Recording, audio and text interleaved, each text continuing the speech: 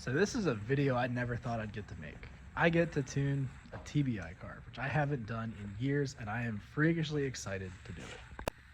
I'll get some more video tomorrow, but this is the gist of it. This is a 1994 Silverado K1500. It's bedlined red, but it's actually a pretty cool truck. Like, he's had the interior reupholstered and stuff, and it's a very nice truck. It's got nice wheels on it, stuff like that. It effectively just got an L31 swap because that was the only small block Chevy available, remanufactured, without having to send a core in and wait a ton of time.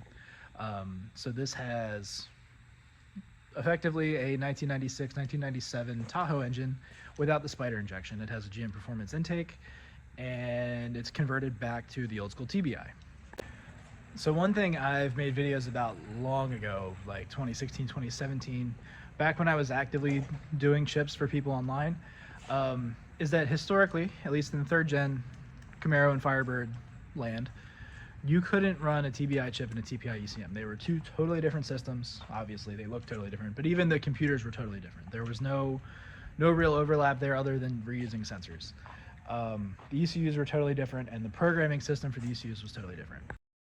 So even though they all used little EEPROM chips like this, the TBI chips were actually fewer pin than the TPI chips, and there wasn't a readily available adapter like these to use on those cars.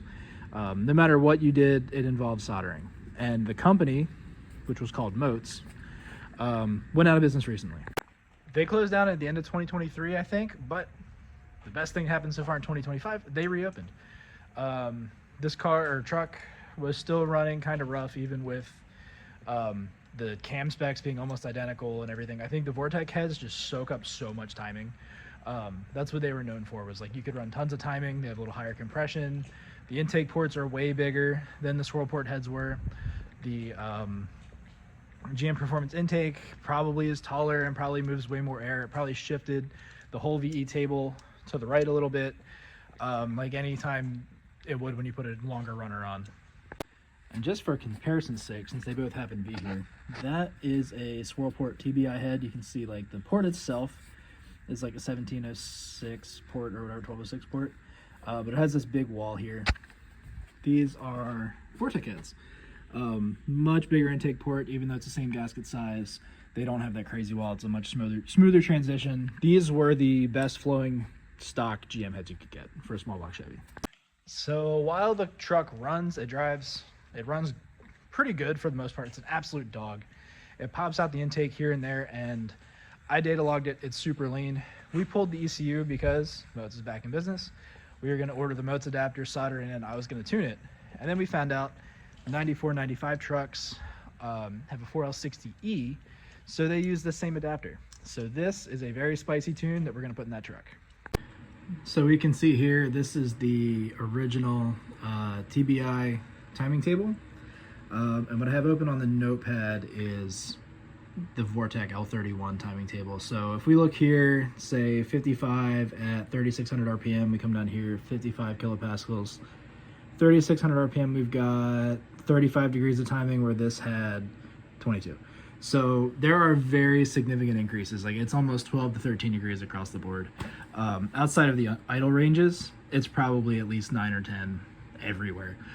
So that should make a pretty good improvement in the torque feeling. We're just going to run that table for now. We don't want to run the car on premium gas or, anything like that. So there's that. We've got that set up, and I added 20% more fuel. So basically, let me pull that up. So here we can see we have this histogram view, basically. So the log is running in the background, and it's basically going to put data points on this plot at what RPM and what kilopascal for the map sensor. That's basically your load value on these volumetric efficiency based speed density systems. So these are our values. So our target value is supposed to be 128. So these are all, for the most part, in the 150 range. So there's a pretty easy calculation you do to figure out how much fuel you need to take away or add, depending on the situation. Now this does leave a little to be desired because it doesn't really give you counts or anything. So you can see, like, here there was an acceleration and it was pretty much lean the whole time, but not that lean. Like I said, target is 125. We're at 128. We're at 135. We're not that far off. We're talking roughly 10% off at that point. And the ECU does do short-term fuel trims, but ideally you want it to run off the base table and not have to worry about any of that. So the calculation is really easy, like I was saying. Let me pull the calculator. The formula for VE correction is fairly simple. So we'll take just this number. We'll take 153. We'll call that our actual. So you take your actual divided by your desired, right? So 128 is our target, and you hit enter, and you see we need to multiply the VE table by, or at least that cell, by 1.195. We'll call it 1.2, which would basically mean we need to add 20% volumetric efficiency to that load value. I'm unfortunately too short to get way up in there, but as you can see, it's a pretty plain Jane L31. It's got new injectors, but they're the same size, and kind of what we've realized, I did a bunch of tuning on it. It runs way better, it drives way better. It is out of injector or fuel system in general, which was a concern I had when we took this on, because these TBI pumps move like no fuel. The injectors are 261 pound an hour injectors, I believe, something like that, 60 something pounds.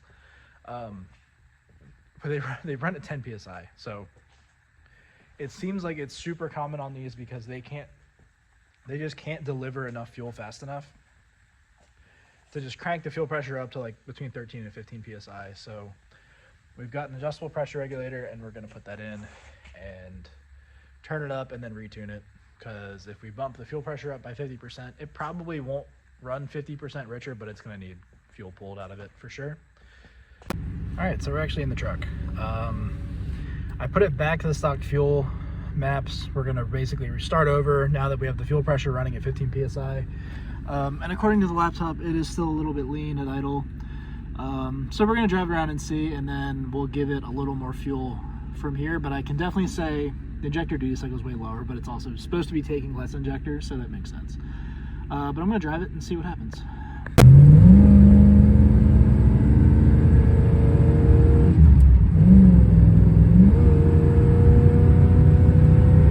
Those are the kind of conditions where I'd normally pop and bang when it was under higher load, and I did a little pull,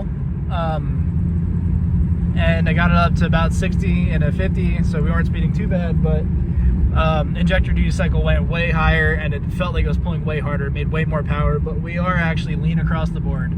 So I'm gonna pull a little bit in these kind of cruising areas, and I think we actually should be golden. So as you can see on this graph, we're pretty much lean across the board in all the higher load areas. Lower load, normal RPM stuff is fine. That flash is irritating on camera, sorry, but we're gonna add a little bit of fuel from basically 35 up. So anyway, that's a wrap. The truck runs and drives like a perfectly normal truck now. To give you a breakdown of what exactly it took, it ended up taking 13% more fuel on top of raising the fuel pressure 30%. I'm not a calculator, so I'm not going to try to do the math on that, but I think that is a pretty significant amount more fuel, and that does make a lot of sense. That engine made like, I think 150 more horsepower, maybe even more than the stock engine, so it does make sense that it took significantly more fuel. It also took under the curve like 12 or 13 degrees more timing pretty much across the board, but we got it dialed in perfect. No pinging, no more popping out the intake, no more lean misfires like under throttle, no tip-in hesitations. I'm actually super happy with how it turned out. For being the first chip burning experience I've had in a long time, I'm super happy. But the nice thing, and as weird as it sounds, I'm just glad I got to tune a mostly stock car, as weird as that sounds. As weird as it sounds, that truck is effectively the first like kind of mild combo I've tuned. Like my Firebird was super radical as far as the changes from a stock engine. My Trans Am was all just like bolt-on stuff, so it never really took that much more. That did take almost a full recalibration, just in the, like from what I said earlier, the amount of fuel it took, the amount of timing it took is not at all like the L03 was. Like it's very much more like an L31, but it wasn't super radical. Like it doesn't have a big rowdy cam, it doesn't have crazy ported heads, it doesn't have like a super short runner intake like my Firebird did that makes it idle kind of soft. So overall I'm happy. That was the first like performance TBI I got to do in person. I had done some mail order trips for people, but never anything like this. So that was a cool experience. I would do it again. Biggest takeaway, they need fuel system. That's like the big thing. And I think that's where a Holley or MSD may take the advantage over the GM stuff. Is I think they just have bigger injectors available.